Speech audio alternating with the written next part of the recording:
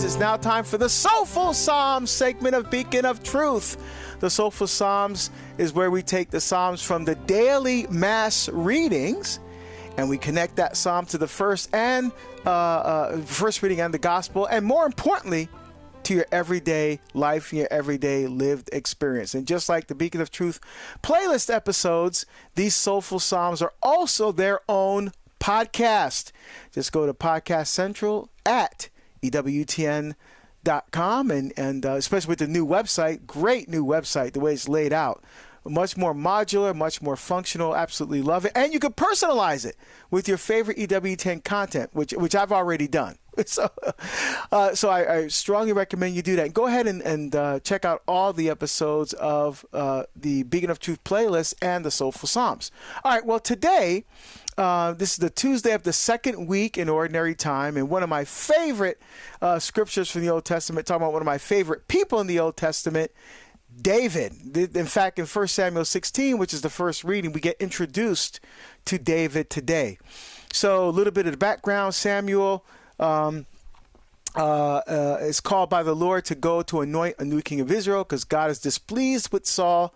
And so he sends him to the house of Jesse, who lives in Bethlehem. And Jesse has a number of sons. And that he, and he's going to choose one of the sons from among them. And I think he has 8 sons, and he brings 7 of them in.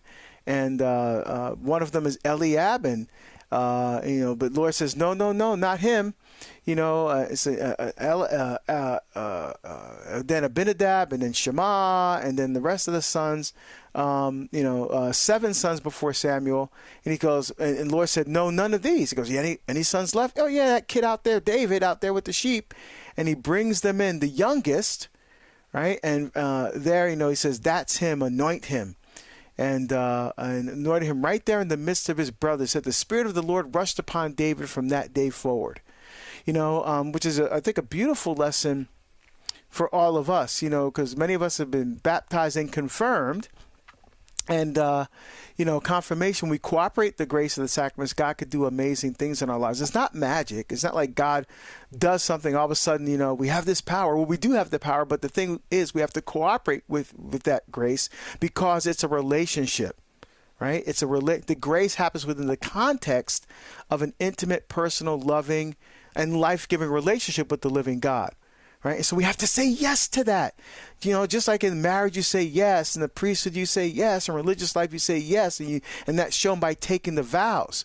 It says in the Psalms, my vows to the Lord I will fulfill before all his people.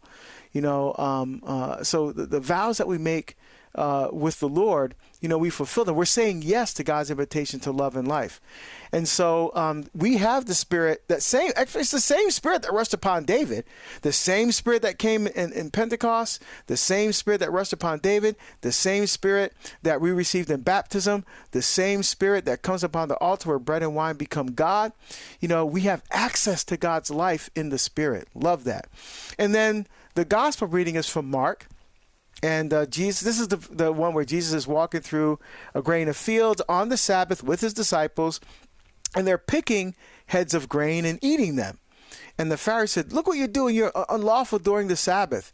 So again, focusing on the letter of the law, it says you're not supposed to do any work on the Sabbath. They consider picking heads of grain, walking through a field as work.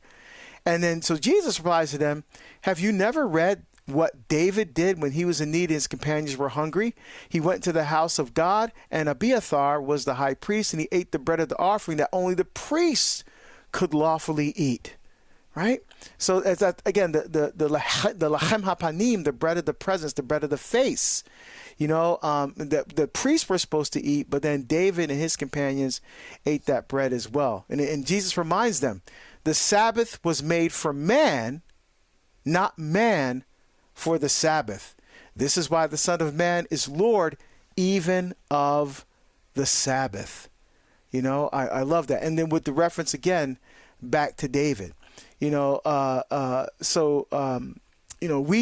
called to serve God. And in fact, we call liturgy, liturgois in Greek, the work of the people, right? Or work on behalf of the people, right? So liturgy is work.